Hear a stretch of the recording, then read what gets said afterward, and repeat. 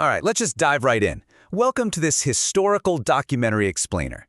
Today, we're putting on our expert genealogist hats. We're going to step back in time to reconstruct a massive, fiery disaster on the Boston waterfront. And more importantly, we're going to trace the ashes backward to uncover the deeply personal story of a single missing man.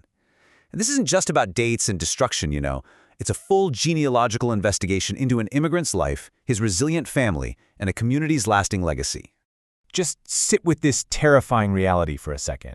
Within 2 minutes, the whole end of the pier was in flames. It's July 8, 1908. A sweltering heat wave had left the entirely wooden structures of the East Boston wharves literally tinder dry. Rumor has it a spark from a passing steam tugboat flew through an open window and ignited a crate of onions. Or, well, maybe it started in some bales of wool. Whatever the actual spark was, the sheer speed of the resulting inferno was absolutely terrifying. And the scale of the devastation, a staggering $1 million. And remember, that is the estimated financial loss in 1908 money. We are talking about a quarter-mile of bustling waterfront, packed with merchant ships and cargo, totally enveloped in fire within 15 minutes. It's absolutely crucial to establish these massive, macro-level stakes before we zoom in on the human cost, because this was an event that literally reshaped the coastline of East Boston. Section 1. Inferno on the Wharves. The destruction of the Cunard Pier. Primary sources from that exact day capture just absolute panic. Newspaper headlines reported gale force winds whipping at 34 miles per hour from the north, actively fanning the flames. Imagine the scene. Over 300 men frantically heaving at the thick mooring lines to save the massive Atlantic liner Devonian, desperately pulling it from the danger zone. It was a brutal battle for the firemen, fighting not just the intense, suffocating heat, but that unrelenting wind. Tracing the geography of the burned district the very next day reveals the fire's terrifying path. Starting right at the wooden Cunard Wharf, the fire aggressively marched south. Fanned by those heavy winds, it completely consumed the Grand Junction wharfs of the Boston and Albany Railroad, wiped out their massive grain elevators, and took the Lyland Wharf too. The neighboring coal plant and the narrow-gauge rail terminal, they were barely spared. There is literally almost zero time to react here. At 4:12 p.m., the first flames are spotted. 2 minutes later, the pier end is entirely gone. By 10 minutes, a massive dock measuring 750 feet long by 220 feet wide is completely engulfed. Clerks inside the Cunard office had to grab their heavy ledgers and drop straight out of the windows to the ground because they couldn't outrun the flames through the halls. Down in the water, the Cunard Company's steam launch, the Dolphin, was completely destroyed. Section 2. A Watchman's Final Duty.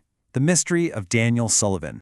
Amidst all those millions of dollars of destroyed infrastructure and panicked evacuations, there was one single casualty. Meet Daniel Sullivan. He was 70 years old. He had been connected with the Cunard Line for an incredible 40 years. Try to picture him in the heavy wool cap and rough, worn work clothes of a 1908 dock worker. His entire working life, his livelihood, was tied to the very timber that was now burning to ash. He was the watchman on duty that fateful afternoon. Now, the crucial point is what Daniel did in his final moments, immortalized under the headline, "Pensioner Loses Life in Fire Through His Devotion to Duty." Daniel was actually at the end of the north shed, right where the fire began.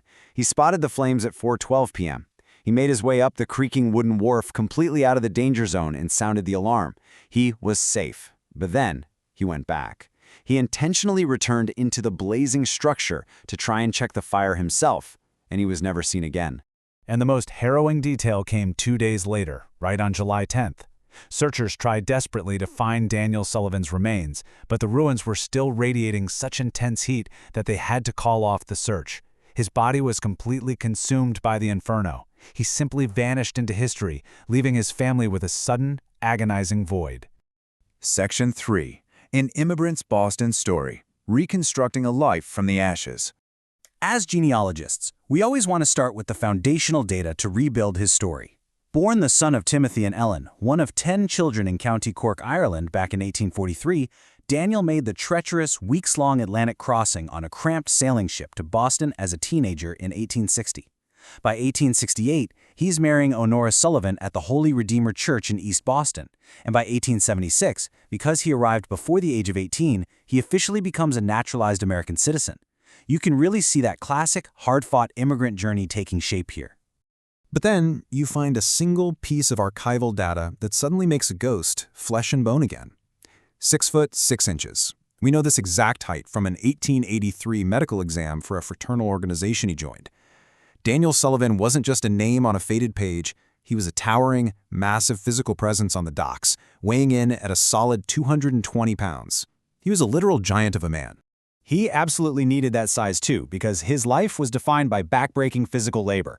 Over 40 years on the Cunard waterfront, he progressed from a teamster driving heavy cargo wagons over cobblestones, to a laborer, to a roustabout muscling heavy crates. He even worked his way up to foreman.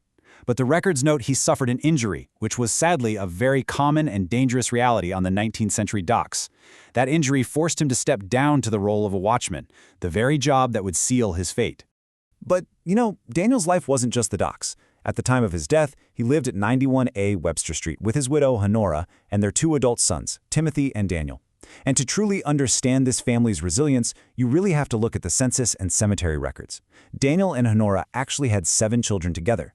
By the time of the fire in 1908, they had already buried 5 of them. Nellie, John, Mary, Honora, and William Patrick all passed away young, so Daniel's death was yet another crushing blow to a family already intimately acquainted with grief. Section 4. The Forester's Lasting Legacy, Securing the Family's Future. Now, Daniel was deeply embedded in his community through the Massachusetts Catholic Order of Foresters. He was actually initiated as a charter member of the Linden Court of this order way back in April 1883. Fraternal organizations like the Foresters were absolutely vital safety nets for immigrant families in an era long before government welfare. They provided much-needed life insurance and mutual aid when tragedy struck. But here we run into a massive legal problem. Daniel's body was never recovered. How in the world do you claim a death benefit without a body? This is where the historical archives reveal some incredible community support. In August 1908, Counselor at Law Joseph A. Sheehan did the detective work. He gathered witness testimony that Daniel was speaking with the pier superintendent just 15 minutes before the alarm, proving beyond a doubt he was in the danger zone. Sheehan successfully argued that it was fair and reasonable to assume Daniel burned to death, ensuring the grieving widow, Honora, received her vital death benefit without any further delay. Daniel's story, pieced together from these exact claim files, is preserved today at the UMass Boston Healey Library. This highlights the absolute treasure trove that exists in genealogical archives. The Foresters' mortuary records held there don't just tell Daniel's story, they meticulously document victims of the 1918 influenza epidemic, soldiers from World War I, those lost in the Great Molasses Flood, and terrible factory explosions. It is a stunning, deeply moving repository of working-class history. So what's the big takeaway from this explainer? It's that history isn't just about the million-dollar fires or the shifting coastlines. It's about the 6'6" watchmen who gave their lives in them. The records are out there, digitized, and waiting at places like the UMass Archives and Family Search. Which leaves me with a final, provocative question for you. Do you have a Forester story, or maybe a hidden family mystery just waiting to be uncovered in the archives? I highly encourage you to start digging. Thank you so much for joining me on this explainer.